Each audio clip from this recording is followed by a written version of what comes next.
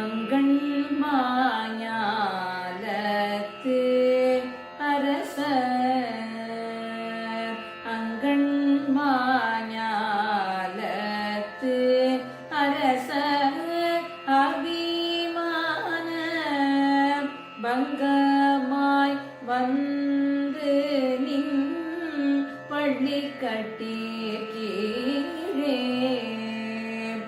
சங்கம் மீது பார்ப்போல் வந்து தலை பெய்தோம் கிங்கிணி வாய் செய்த தாமரை பூ போலே செங்கண் சீரு சேரிதே எம்மே விழியாவோ திங்களும் ஆதித்யனும்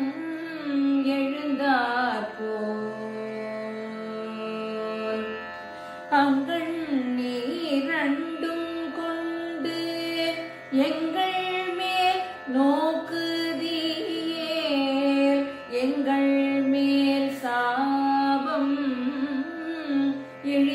இழிந்தேலோரெம் பாவாய் எங்கள் மேல் சாபம்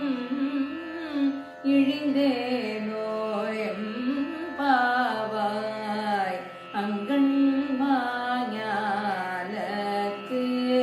அரசர்.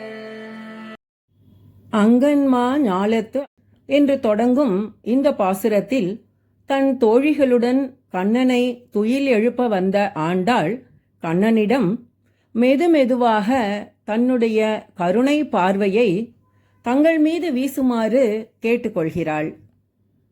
விஸ்தாரமான அழகிய பெரிய ராஜ்யத்தை அரசாட்சி செய்த அரசர்களெல்லாம் இந்த பூமி என்னுடையது என்று கொண்டிருந்த அகங்காரம் மமகாரம் நீங்கி நீயே கதி கண்ணா என்று நீ துயில் கொள்ளும் கட்டிலருகில் கூட்டம் கூட்டமாக வந்து சரணடைவது போல நாங்கள் ஆயர்குல பெண்கள் உன் இல்லம் தேடி வந்து உன் படுக்கையின் அருகிலிருந்து உன்னை துயில் எழுப்புகிறோம்.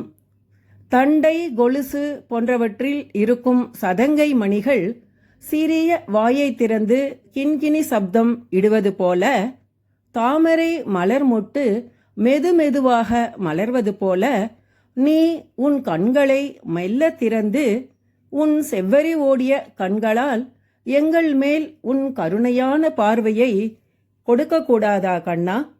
சந்திரனும் சூரியனும் ஒரு சேர எழுந்தாற்போல் உன் அழகிய இரு கண்கள் சூரியன் போல ஒளியையும் சந்திரன் போல குளிர்ச்சியையும் கொண்டு எங்களை நோக்குவதால் எங்களுக்கு இருக்கும் சாபமெல்லாம் நிவாரணமாகி எங்களுடைய பாவங்களெல்லாம் தொலைந்து போகுமாறு கடாட்சிப்பாயாக என்று ஆண்டாள் ஸ்ரீகிருஷ்ணனை பிரார்த்திக்கிறாள். ஓம் நமோ நாராயணாய.